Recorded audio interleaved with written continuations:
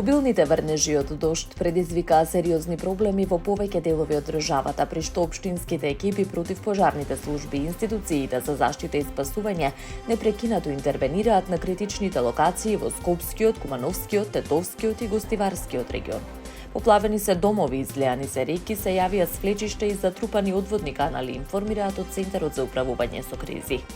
Во општина Сарај екипите интервенираат во селата Буковиќ и Семениште за расчистување на запатените подрачја и одводнување на поплавените површини, додека во општина Липково излеана е реката Слупчанка, запатени се делови од селата Опа и Оризаре, претежно земјоделски површини без пријавени штети кај жителите. Во Тетовскиот регион, интензивните врнежи предизвикаат свлечиште на патните правци Тетово Джепчиште и кон селото Једуарци, како и затрупани канали во селата Шемшево и на правецот Требош Јажинце, при што се извршени интервенции. Патниот правец кон Попова Шапка е прооден, но со ограничувања за тешки товарни возила и автобуси. Во Гостиварскиот регион поплавени се куќи, подруми, стопански објекти во општините Гостивар, Врапчиште, Маврово и Ростуше. Во селата Беловиште и Фурино беа интервенирани лица заглавени со поплавени објекти и се обезбедува механизација за отстранување на пречките од речното корита.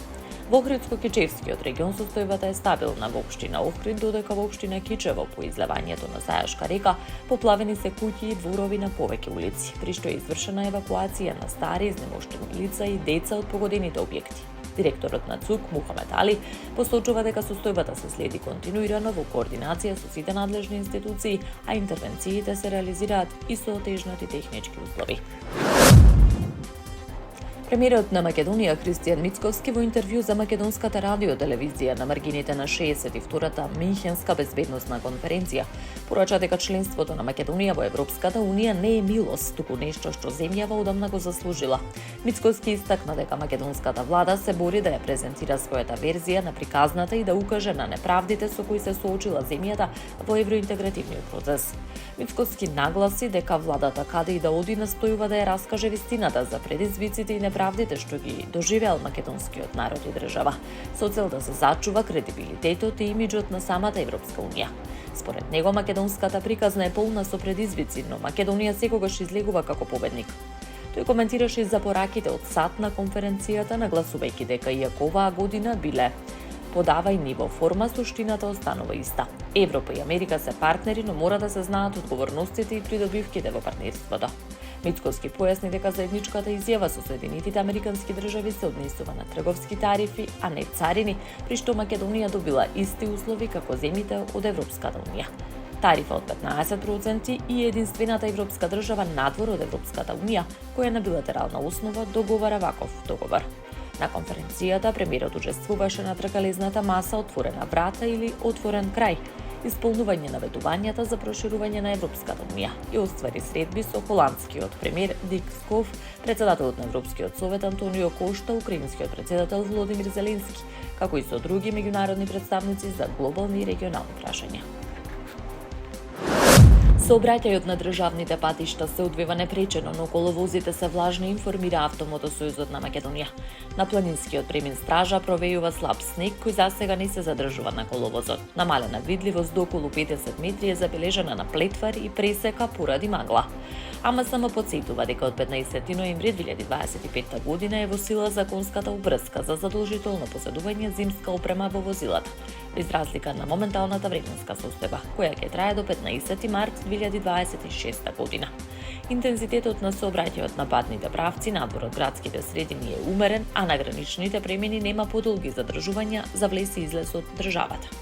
Препорачано е возачите да прилагодат брзина на движење, да ги почитуваат сообраќајните знаци и внимателно да управуваат со возилата, особено на патиштата низ котлините, речните долини и клисурите, каде постои можност за појава на удрони. Особено внимание се советува на делниците Катланово, Велес, Маврово, Девар Струга, Виница Берово и Кочани Делчева. На нуклеарните преговори меѓу Иран и Соединетите Американски држави закажани за наредните денови во Женева, американската делегација ќе ја предводат специјалните представници на САД Стив Витков и Џаред Кушнер, соопшти Белата куќа.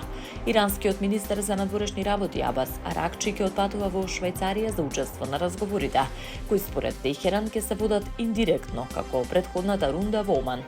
Аракчи ќе оствари средби со колегите од Швајцарија и Оман, како и со шефот на Меѓународната агенција за атомска енергија. По завршувањето на нуклеарните разговори, Витков и Кушнер ќе останат во Женева за учество во посредувани од САД разговори помеѓу Русија и Украина. Тековните преговори следуваат по продолжувањето на индиректните разговори меѓу Вашингтон и Техеран од 6 февруари. Американскиот председател Доналд Трамп предупреди на можност за воена акција доколку не се постигне договор, додека втор носач на авиони е испратен во регионот за зголемување на војниот притисок. Иран инсистира на преговори околу својата нуклеарна програма и суспендирање на санкциите, додека САД и Израел бараат разговори за иранската ракетна програма и поддршката на Техеран за милициите во Блискиот Исток, вклучувајќи ги и Хезболах и Хамас. Илјадници граѓани излегоа вчера во повеќе од 400 градови и општини низ Чешката република во поддршка на либералниот председател Петер Павел во контекст на растечкиот конфликт со десничарската популистичка влада. Протестите, организирани под слоганот «Милион моменти за демократија», имаа за цел да ја покажат поддршката за шефот на државата и да истакнат разликата со сегашната влада. Во главниот град Прага, на првиот митинг на 1 февруари, присуствувале околу 90.000 луѓе. Овој пат се приклучија и помалите градови низ целата земја. Во Брно се собрале помеѓу 8 и 10.000 луѓе, додека во помалите населби демонстрантите биле во стотици. На транспарентите и во рацете на демонстрантите се гледаат портрети на Павел и пораки како «Јас сум председателот и се срамам од сегашната влада». Политичкиот конфликт е поврзан со министерските назначувања, откако Павел на крајот од јануари објави дека министерот за надворешни работи Петер Мацинка се обидел да го уценува. Спорот се однесува и на барањето на коалицијската партија Возачи да обезбеди место за свој почесен председател Филип Турек, кој бил одбиен поради претходни контроверзни забелешки. Владеачката коалиција, предводена од десничарската популистичка партија АНО на премиерот Андреј Бабиш, заедно со Возачите и крајно десничарската партија Слобода и Директна демократија, располага со 108 од 200 места во долниот дом, што го продлабочува политичкиот спор. Нов масовен протест е закажан за 21 март во паркот Летна во Прага под слоганот «Нема да дозволиме да ни ја украдат иднината».